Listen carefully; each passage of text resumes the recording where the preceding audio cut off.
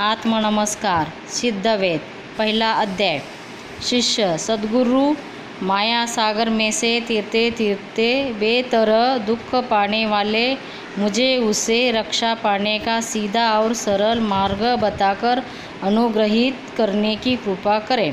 गुरु प्यारे शिष्य, अच्छा यह तो बताओ कि तुम्हें माया सागर से कहाँ पहुँचने का मार्ग दिखा दूँ।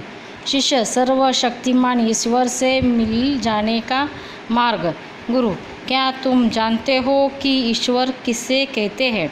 शिष्य इस संसार की सृष्टि स्थिति और संहार आदि कार्य करने वाले ब्रह्मा विष्णु और महेश्वर ही ईश्वर कहलाते हैं।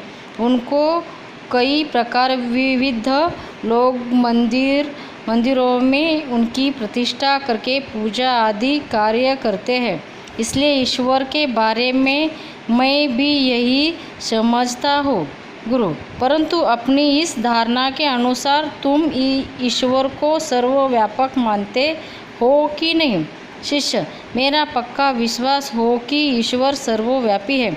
गुरु तो क्या सर्वव्यापी भगवान का कोई नाम या रूप हो सकता है। शिष्य जब तक ईश्वर को नाम रूप है तब तक सर्वव्यापी नहीं हो सकता है। गुरु तुम्ही तो कहते हो कि ईश्वर नाम रूप आदि से रहित तथा सर्वव्यापी है, तब ईश्वर हमारे अंदर वास करते हैं कि नहीं। शिष्य ईश्वर को सर्वव्यापित होने के नाते हमारे अंदर भी विराजमान है। गुरु हमारे अंदर ईश्वर के रहने पर हम ईश्वर नहीं बल्कि ईश्वर ब्रह्मा है, विष्णु है, महेश्वर है या ईश्वर मंदिरों की मूर्तियों में है। ऐसा सोचने वाले हम कौन हैं, अस्ति क्या नास्ति। शिष्य सर्वव्यापी ईश्वर की कल्पना हमें चाहे किस भी रूप में करें वह अस्तित्व कहलाएंगे या उल्टे समझेंगे। गुरु अगर ईश्वर हमारे अंदर न होते तो क्या हम कुछ सुन देख समझ या बोल सकेंगे। शिष्य नहीं। गुरु अच्छा इसका एक उदाहरण बताओ। माने एक आदमी मरे तो वह मुर्दा बनता है, ऐसी दशा में क्या वह कुछ देख समझ बोल या हिल डुल सकता है। शिष्य नहीं। गुरु वह क्यों। शिष्य इसलिए कि उसमें ईश्वर चेतना नहीं। गुरु तो ईश्वर शक्ति के अभाव में हमारी सुबुद्ध तक नहीं होती। इस दृश्य जगत का भी कोई अस्तित्व नहीं होता। ईश्वर चैतन्य से ही हम कुछ सुन देख और जान सकते हैं। इस आधार पर हमें मानना पड़ेगा कि ईश्वर ही ये सब जानते हैं। ऐसी हालत में अगर हम अपने को ईश्वर न मानकर ब्रह्मा विष्णु और महेश्वर मंदिर की मूर्ति को ईश्वर मानने लगे तो हम कैसे ईश्वरवादी या आस्तिक कहला सकेंगे। शिष्य यो सोच तो हम नास्तिकवादी हैं। गुरु तो जो व्यक्ति हमने ईश्वर शक्ति को बाहर निकाल दिए बिना अंदर ही रोका रखता है वही ईश्वर मतावलंबी या आस्तिक हो सकता है। शिष्य गुरुदेव अपने भीतर की ईश्वर शक्ति को बाहर निकाल दिए बिना किस प्रकार अपने अंदर ही संस्थापित कर लूँ, उस मार्ग मुझे दिखा देने की कृपा कीजिएगा।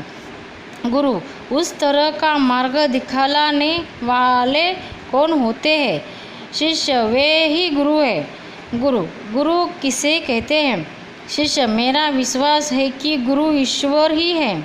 गुरु ईश्वर तो किस भी हालत में गुरु नहीं बन सकता, क्योंकि तुम्हें स्वयं कह चुके हो कि ईश्वर नाम रूप आदि से रहित और सर्वव्यापक वस्तु है। तब क्या ईश्वर हमसे अभिन्न है या भिन्न। शिष्य ईश्वर हमसे अभिन्न है, अलग नहीं।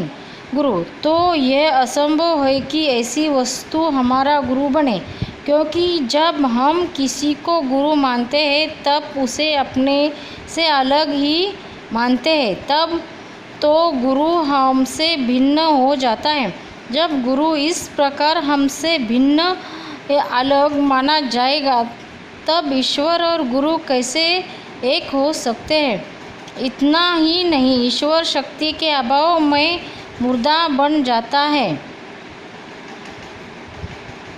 अगर गुरु को ईश्वर माना जाए तो वह ईश्वर चैतन्य भी हमसे अलग हो जाता है और हम मुर्दा ही ठहरेंगे। इसके अनुसार क्या ईश्वर को गुरु माना जा सकता है? शिष्य, इस विचार के अनुसार ईश्वर को गुरु नहीं माना जा सकते हैं। गुरु, इसके लिए दूसरा प्रमाण भी सुन लो। तुम्हारे विचार में ईश्वर का अस्तित्व कोई अस्तित्व है या नहीं? शिष्य, ईश्वर का अस्तित्व है। गुरु, तो क्या ईश्वर किसी एक समय पर रहने वाला है या सदा रहने वाला है? शिष्य, ईश्वर सदा रहने वाला है। गुरु, पर तुम्हारे सोते समय ईश्वर है या नहीं? शिष्य, ईश्वर है। गुरु, तुम्हारे सोते समय गुरु तुम्हारे पास आकर बैठ जाए तो क्या तुम्हें उसका पता लगेगा? शिष्य, पता नहीं लगेगा। गुरु, क्या पता नहीं लगता? तुम्हारे सोते समय भी ईश्वर रहता है ना? उस समय तुम्हें उसका सुदबुद क्यों नहीं होता? क्या तुम उसका कारण बता सकते हो? शिष्य, तो मैं नहीं बता सकता। आत्म नमस्कार।